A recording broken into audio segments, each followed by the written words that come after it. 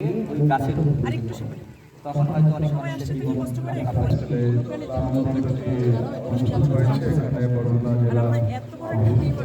সকল ডিপার্টমেন্টের প্রধান রয়েছে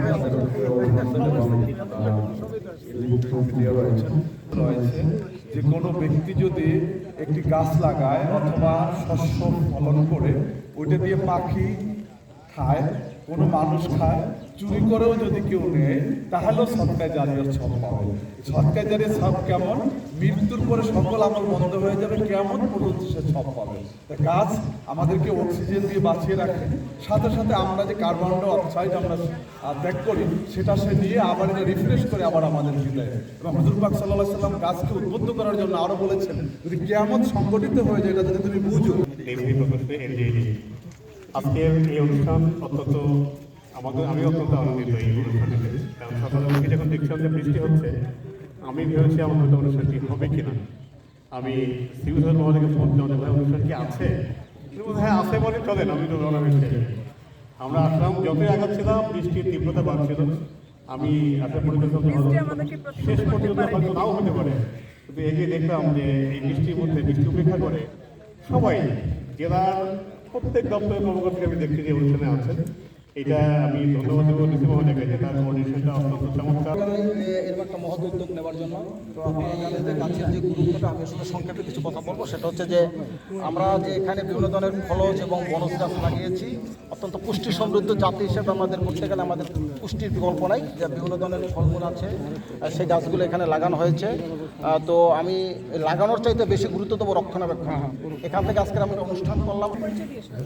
আমি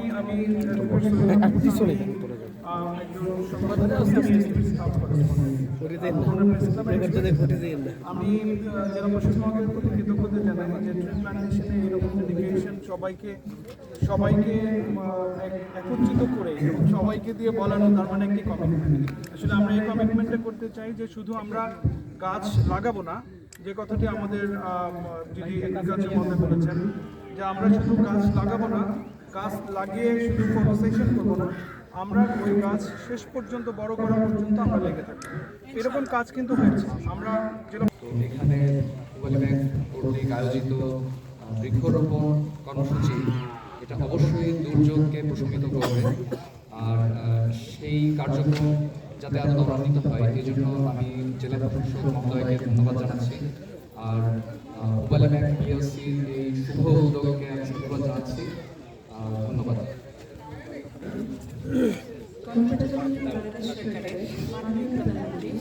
নির্বাচনী ইশতেহারে 5 বছরে 25 কোটি বৃক্ষরোপণ এবং 5 বছরে 20,000 কিলোমিটার খাল খনন কর্মসূচি বাস্তবায়ন করে যাচ্ছে। এই কর্মসূচি বাস্তবায়নে সরকারি বিভিন্ন দপ্তরের পাশাপাশি বেসরকারি সংস্থার যে অংশীদারিত্ব সেটি নিশ্চিত করা হচ্ছে। আজকের এই আয়োজনে উপস্থিত শ্রদ্ধাভাজন আমন্ত্রিত অতিথি, সম্মানিত ডেপুটি জেনারেল ম্যানেজার মহোদয়, উপস্থিত সম্মানিত পুলিশ সুপার বরগুনা মহোদয়ের প্রতিনিধি, সম্মানিত সিভিল সার্জন বরগুনা মহোদয়, সম্মানিত প্রশাসক জেলা পরিষদ বরগুনা মহোদয়, উপস্থিত সম্মানিত নির্বাহী প্রকৌশলী স্থানীয় সরকার অধিদপ্তর, নির্বাহী প্রকৌশলী পানি উন্নয়ন বোর্ড, সম্মানিত উপপরিচালক উপসচিব বরগুনা মহোদয়, অতিরিক্ত জেলা প্রশাসক সার্বিক মহোদয়, উপস্থিত উপপরিচালক কৃষি সম্প্রসারণ অধিদপ্তর মহোদয়, উপস্থিত জেলা শিক্ষা অফিসার মহোদয়, জেলা কালচারাল অফিসার মহোদয়, প্রেস ক্লাবের সম্মানিত সভাপতি, সম্মানিত রাজনৈতিক ব্যক্তিবর্গ, গণমাধ্যমের সম্মানিত সহকর্মীবৃন্দ এবং এলাকার শ্রদ্ধাভাজন মুরব্বীগণ, সকলকে আমার সালাম, আসসালামু আলাইকুম। আমরা বেশ খানিকটা সময় এখানে অতিবাহিত করছি। আমাদের সাথে আমাদের বিভিন্ন গণমাধ্যমের সহকর্মীবৃন্দ উপস্থিত আছেন। আমি যেই বিষয়টি দিয়ে শুরু করেছি, আমি একটু ভূমিকায় যাব। মাননীয় প্রধানমন্ত্রীর কর্মসূচি বাস্তবায়নে আমরা বিভিন্ন যারা সরকারি দপ্তর প্রদান রয়েছে আমরা কিন্তু বদ্ধপরিকর। একই সাথে এই বাস্তবায়নের প্রতি শ্রদ্ধা জানানোর ক্ষেত্রে যে বেসরকারি সংস্থাগুলোকে সম্পৃক্ত করা, এটি মনে হয় আমরাই প্রথম করছি। এবং এই বিষয়ে যে সরকারি বিভিন্ন ডিপার্টমেন্টের পাশাপাশি মাননীয় প্রধানমন্ত্রীর নির্বাচনী ইশতেহার বাস্তবায়নে এই প্রথম বেসরকারি সংস্থা হিসাবে মোবাইল ব্যাংক পিএলসি এগিয়ে আসছে।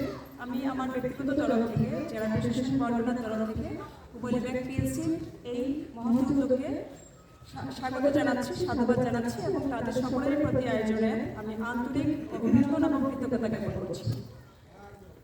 সম্মানিত উপস্থিতি, আপনারা জানেন আমরা টিম বর্গ হিসেবে কাজ করে যাচ্ছি ডে 1 থেকে, এবং আমরা আপনাদের সকলের কাছে সহযোগিতা কামনা করছি আমাদের শেষ কর্মদিবস পর্যন্ত আমরা যাতে টিম বরগুনাকে সাথে নিয়ে এই বরগুনার সার্বিক উন্নয়নে কাজ করে যেতে পারি। পরিবেশের ভারসাম্য রক্ষা, টেকসই জলবায়ু অভিযোজনের নিমিত্ত মাননীয় প্রধানমন্ত্রী যে উদ্যোগ গ্রহণ করেছেন, এই উদ্যোগটি বাস্তবায়নে আমরা সর্বদা বদ্ধপরিকর এবং তারই অংশ হিসাবে আজ মোবাইল ব্যাংক পিএলসির অর্থায়নে এবং উদ্যোগে এবং মাননীয় প্রধানমন্ত্রীর এই কূপখালটিও কিন্তু মাননীয় প্রধানমন্ত্রীর অগ্রাধিকার প্রকল্পের একটি অংশ। ইতিমধ্যে 4 কিলোমিটার কূপখাল খনন কাজ সম্পন্ন হয়েছে। এই কূপখালের যে পার বা বাঁধ সেটি সুরক্ষায় মোবাইল ব্যাংক এগিয়ে আসছে। আজ তারা একযোগে 1400 গাছ, বিভিন্ন প্রজাতির 1400 গাছ রোপণ করছে। আমরা সকলে সেখানে উপস্থিত থাকতে পেরে আনন্দিত এবং আবারও পুবালী পরিবারের প্রতি আমাদের বিনম্র শ্রদ্ধা। সম্মানিত সকলের প্রতি আমার আন্তরিক কৃতজ্ঞতা।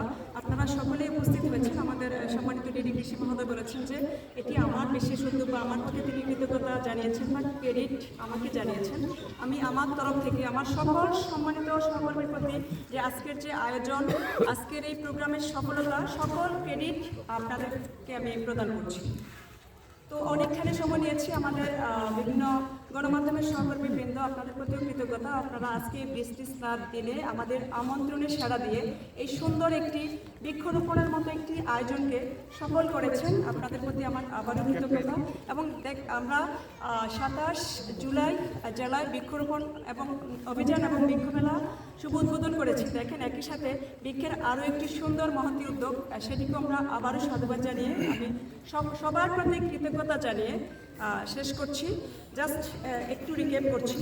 এই বৃক্ষরোপণ অভিযানে আজ আমরা যারা উপস্থিত ছিলাম, আমরা প্রত্যেকে একটি করে বৃক্ষরোপণ করেছি। একই সাথে বিভিন্ন সরকারি বেসরকারি দপ্তরের সাথে সাথে আমাদের এই এলাকার যারা সম্মানিত গণ্যমান্য ব্যক্তি ছিলেন, শ্রদ্ধাভাজন মুরব্বীগণ, তারাও এই বৃক্ষরোপণ কর্মসূচিতে অংশগ্রহণ করেছে। তাদের প্রতিও আমার কৃতজ্ঞতা। সকলের প্রতি আন্তরিক কৃতজ্ঞতা জানিয়ে শেষ করছি। সবাই ভালো থাকবেন। আসসালামু আলাইকুম।